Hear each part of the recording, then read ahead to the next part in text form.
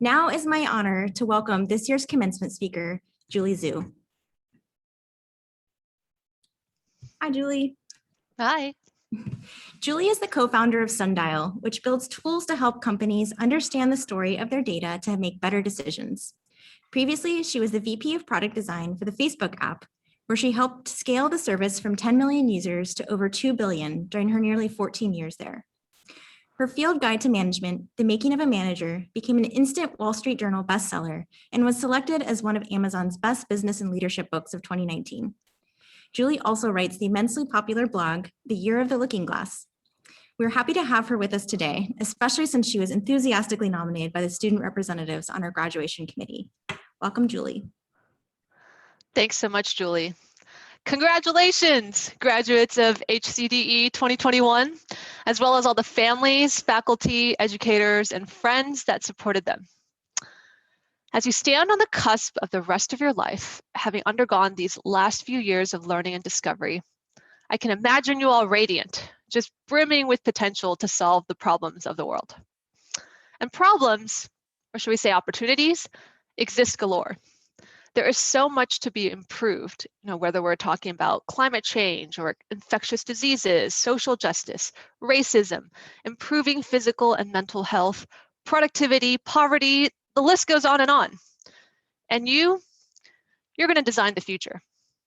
You will apply the skills you've added to your tool belt, whether it's user research, critique, or prototyping, to designing the products, services, and experiences that will improve lives. But the most amazing thing about your design tool belt is that it's all purpose. These are not just career skills to help you earn a living. They're also there to help you discover what it means to live a successful and fulfilling life. Why does this matter? Well, since we were born, basically, whether we realize it consciously or not, we've been presented with many definitions for what success means. Now, you've just heard me list out all these big problems in our world to solve. And that's certainly one definition of success, to be able to tackle such problems and to effect a positive impact at scale. And this definition finds inspiration in what Jeff Bezos did with Amazon, or what the Gates Foundation did for global health and poverty and women's rights. But there are other definitions of success as well. One might be a lifelong pursuit of learning and teaching. This definition puts front and center the joy of honing a craft or just uncovering new frontiers of knowledge in the world, whether we're talking about physics and ethics to flash fiction or seaweed foraging, and being able to pass that joy on to others. And yet another definition of success is about affording certain freedoms, the freedom to express yourself authentically, to live and love and travel however you please, to spend your days free from worrying about food or shelter or safety, or simply the freedom to live according to your values. Or what about the definition of success as a measure of your mark on your community? You may hear that what really matters is the way you show up for your family and friends, or your neighborhood, your team, your town. I can't tell you what the right definition for success is. Just like I can't tell you where the best place on earth is, or what the absolute most delicious food is, it's ramen, or what the most beautiful feeling in the universe is. No one can, although many will try. But what they'll actually be telling you is really their own definition.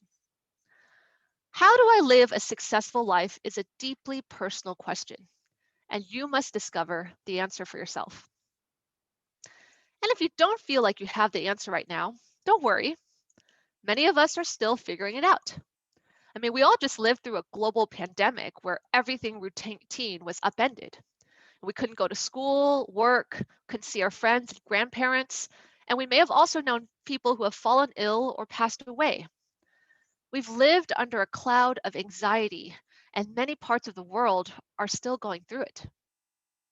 So is it any wonder that this global shock is leading many people to reconsider what really matters and what success truly means? We see this in the number of moves that are happening out of big urban areas like San Francisco and New York, or in the number of people who have quit their old jobs to pursue new passions. But you, graduates of HCDE 2021, you have in your design tool belt everything you need to figure out what a successful life means to you. So what do I mean by that? Well, the first thing we learn in design is that you can't solve something if you don't understand the problem, right? And that's where research comes in. You go out and you talk to the customer, you observe their day to day, you ask questions to dive deep into what's working well for them and what isn't. So turn that research and observation towards yourself too. Take the time to observe and reflect who you are and what you care about. Now, I learned this lesson during a particularly tough period at work. And one of the best things I did for myself then was to work with a management coach. I remember showing up to our first session ready with a giant list of problems I wanted my coach's advice on. Things like, I don't have a really great relationship with colleague X, so tell me how to improve it. But the first thing my coach, Stacy, did for me was to ask me a bunch of questions. She asked me to imagine myself at 80 years old, sitting on a beach and looking back on my life. What would make me feel like I had accomplished my dreams? Now, if you can imagine me sitting in that room, anxious and wanting to get advice, I was flabbergasted. Why would answering this question help me figure out how to have a better relationship with my colleague? But she persisted. And for the first couple of sessions, we went through all these personal questions. She asked me which moments of the day I felt the most engaged. So I started to keep a journal.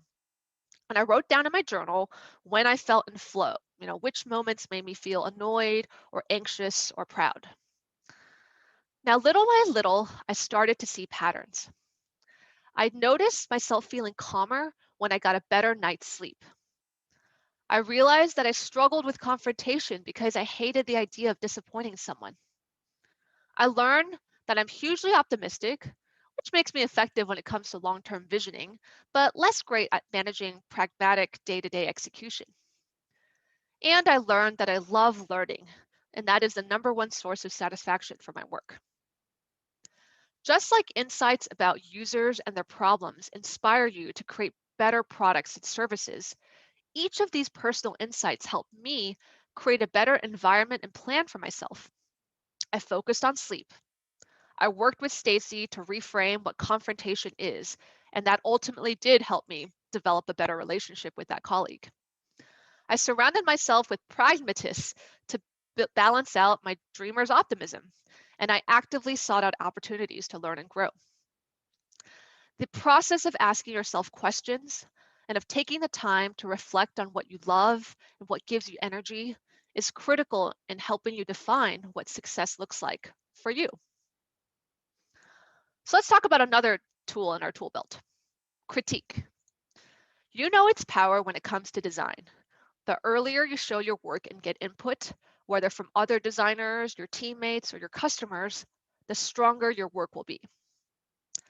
But how often are you getting feedback from your friends and mentors on how you might live a more successful life? One of the most difficult times I went through is after I had my first baby. Now, this low hit me kind of unexpectedly because my labor and my delivery in the first few months were wonderful. I was lucky to have a long maternity leave and great support, which sadly too many parents still don't have today. But when I went back to work, I really struggled. I couldn't sleep. My heart was racing with anxiety all the time, so many big what ifs, and I waffled on every single decision that I was asked to make. I didn't realize it then, but I was in the snatches of postpartum depression. At my lowest and most desperate point, I sent out some emails to other women I admired who were parents. And this was hard for me to do since I've always prided myself on being able to take care of myself, and I didn't want to be a burden to others. And some of these women I didn't know very well, but they all agreed to spend time with me. And there were many crying sessions where I admitted that I completely lost my confidence in myself as a mother, and that really translated to everything that I was doing at work as well. And the support and perspective I received then changed everything. Every single person I talked to opened up and shared her story with me too. And they told me I wasn't crazy for feeling this way and that I was frankly being too hard on myself. I had a picture in my head of what a successful working parent looked like, and I was punishing myself for not fulfilling it. They helped me see that there were many ways to be a successful working parent, and that not knowing all the answers didn't mean that I was a failure. Since then, whenever I find myself facing a fork in the road, a scary new challenge, a time of uncertainty, my first instinct is now to reach out to others who have faced something similar and who can give me input and help me work through it. It's an amazing feeling to know that you aren't alone, that you can tackle all the big rocks in front of you if you only open yourself up to being vulnerable and to actually getting that support and feedback from everyone else. So what about prototyping and iteration? You've learned that ideas aren't worth much if they exist purely in the theoretical realm. The key is to get them into tangible form as quickly as you can, so you can start getting feedback. When something is real enough for your target audience to react to, for example, they can actually see a screenshot or they can tap through a prototype and experience the flow for themselves, their insights become much more valuable. And then you can take what you learn and get it to motivate your next round of iteration, and that in turn makes your design better and better. In your own life, it's much the same. Now, you don't need to figure out your definition of success today or next year or even next decade. You just need to take the next step into making what's theoretical tangible. Questions like, what kind of problems do I love to work on? And what type of environments are most fulfilling to me? Can't be answered through watching videos or reading blogs or even talking with other people. You simply have to experience them. So prototype the things that call to you. Find the smallest, easiest way to get started. In my life, writing is an example of that. I've always liked writing growing up, but it was hard for me to say things like, my goal is to become a writer and write a book. It seemed like such a massive undertaking. I mean, what if I hated being cooped up all day with just myself and a blank page?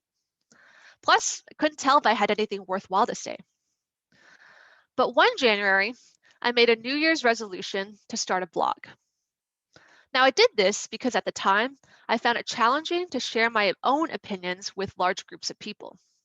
I had this fear of looking like an idiot, and that held me back from saying everything that I felt. So I thought, maybe I could get practice on it by just publishing some opinions of mine on the internet. My goal was that for 52 weeks, I was just going to hit the publish button once on something that was on my mind. And in the beginning, it was excruciating. I kept putting all of this pressure on myself to say something remarkable and wonderful, but I just had to kind of hit that publish button. Little by little, the plan worked. I found my voice. It became easier to write and to put my opinions out there. And after the end of that year, I realized just how much I gained from writing. Those posts were kind of like little letters to myself every week, and they helped me make tidy all of these thoughts that were clanging around in my head. I truly discovered the joy of writing for myself. And so even after that year was over, I kept writing. And I started to develop an audience that encouraged me. Eventually, a publisher read some of my articles and asked if I'd ever considered writing a book. And by that point, I knew I could do it. I'm still iterating. This year, my goal is to write a Twitter thread every week. And given the character limits on Twitter, I did this because I wanted to focus on getting more succinct and clear with fewer and fewer words. My startup journey came about in much the same way. I'd always been working on side projects.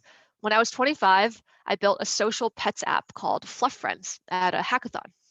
So you could adopt a cute turtle or dog or kangaroo on your Facebook profile, and you could play games with your pet, and you could buy it a swanky shelter or some other yummy foods. And I didn't expect that within a few months, this project would grow to millions of users. Now, at the time, I was in no way ready to be a startup founder, so I eventually handed the project off to other people to manage. But there were so many magical things about the experience that stayed with me. The idea of the creativity, the idea to just dream about, the features I wanted to have and then be able to build them, and just that sense of possibility. It cemented in me the idea that one day I could do it again. And earlier this year, that's what I've done. I've gotten back into the swing of starting small and building and dreaming. So if something strikes you as fun or interesting, you don't have to make it your full-time job. Just like when you design a solution, you don't go out and you build it completely with all the bells and whistles.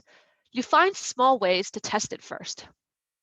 So for example, if you're considering moving to a new city, maybe rent an Airbnb there for a few weeks and try it out. If you're interested in getting into a new field, maybe find some folks who do that and interview them. And then see if you can volunteer with them or shadow them or just spend some nights and weekends working on those problems. Give space for your curiosity. Keep iterating on how you do things.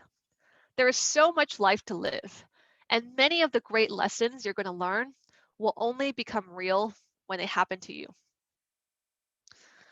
So in closing, I want to remind you of this. Don't get caught up in the cycle of what everyone else is doing. Rely on the tools you've developed over these past few years to discover the best path for yourself. Treat yourself as your own research subject. Get input from other people in your life on your decisions and hurdles. And finally, prototype your interests.